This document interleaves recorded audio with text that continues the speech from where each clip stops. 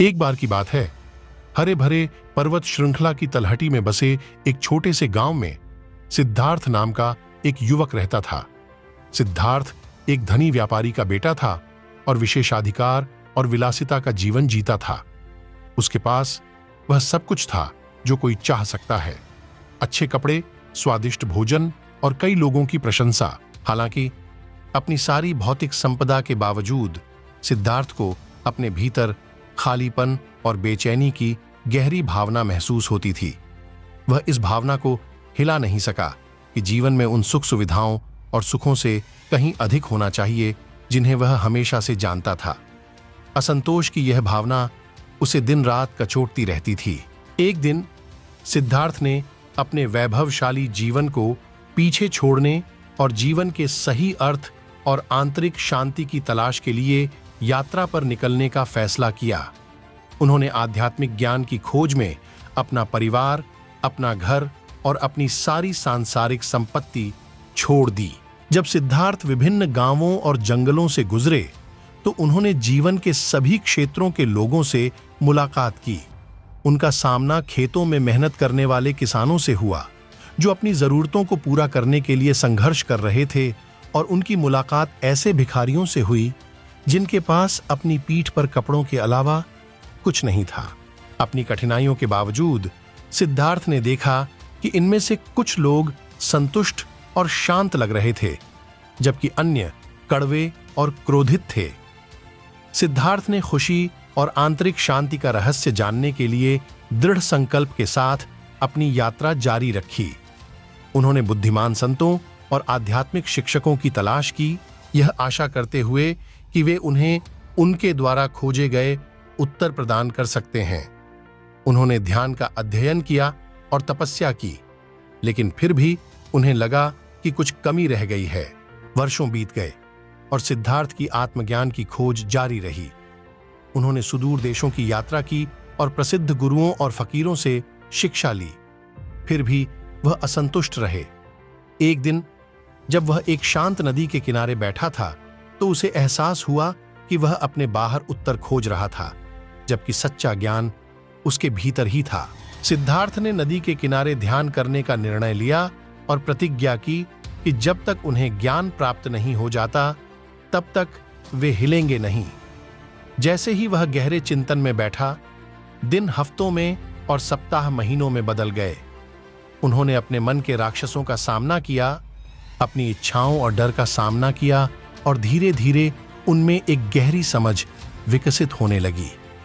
एक पूर्णिमा की रात जब सिद्धार्थ ने नदी के शांत पानी में चंद्रमा के झिलमिलाते प्रतिबिंब को देखा तो उन्हें एक गहन अनुभूति का अनुभव हुआ। उन्होंने समझा कि आंतरिक शांति और खुशी की कुंजी दुनिया से भागना नहीं है, बल्कि इसके साथ अपने रिश्ते को बदलना है। उन्होंने महसूस किया कि दुख भौतिक संपत्ति के प्रति लगाव, इच्छाओं और लालसा और घृणा के कभी न खत्म होने वाले चक्र से उत्पन्न होता है। इस नई अंतर्दृष्टि के साथ सिद्धार्थ बुद्ध बन गए, जिसका अर्थ है जागृत व्यक्ति। उन्होंने अपना शेष जीवन दूसरों को आत्मज्ञान और आंतरिक शांति का मार्ग सिखाने में समर्पित कर दिया। उनकी शिक्षाओं में 4 आर्य सत्यों पर जोर दिया गया। दुख का सच। जीवन दुख और असंतोष से भरा है।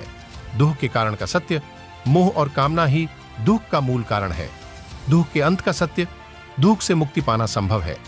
दुख के अंत के मार्ग की सच्चाई, अष्टांगिक मार्ग जिसमें सही समझ, सही इरादा, सही भाषण, सही कार्य, सही आजीविका, सही प्रयास, सही दिमागीपन और सही एकाग्रता शामिल है। बुद्ध के ज्ञान की चर्चा दूर दूर तक फैल गई और जीवन के सभी क्षेत्रों से लोग उनकी शिक्षाएं सुनने आए। कई लोगों को उनके संदेश में सांत्वना और मार्गदर्शन मिला और उन्होंने अपने जीवन में अष्टांगिक मार्ग का पालन करना शुरू कर दिया। जो लोग बुद्ध को सुनने आए थे, उनमें से एक धनी व्यापारी था जिसने एक भयानक तूफान में अपना सब कुछ खो दिया था। मूल्यवान वस्तुओं से लदे उसके जहाज बर्बाद हो गए थे और उसकी संपत्ति राख में बदल गई थी। व्यापारी तबाह हो गया और उसे लगा जैसे उसकी पूरी दुनिया ढह गई हो। उत्तर के लिए बेताब उसने बुद्ध की खोज की और अपने दुर्भाग्य के बारे में बताया। बुद्ध ने करुणा के साथ सुना और फिर धीरे से कहा, आपका दुख धन और भौतिक संपत्ति के प्रति आपके लगाव से उत्पन्न होता है।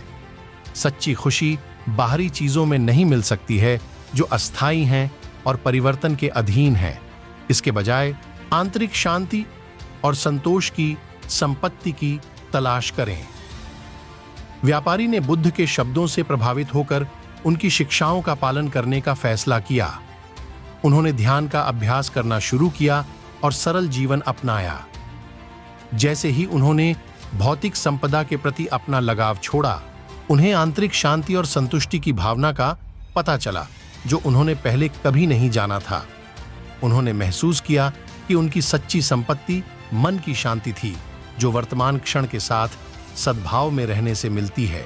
समय के साथ व्यापारी का आंतरिक परिवर्तन उसके आसपास के लोगों के लिए स्पष्ट हो गया।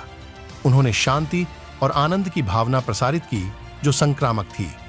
लोग उनसे सलाह लेने लगे और उन्होंने बुद्ध की शिक्षाएं उनके साथ साझा की।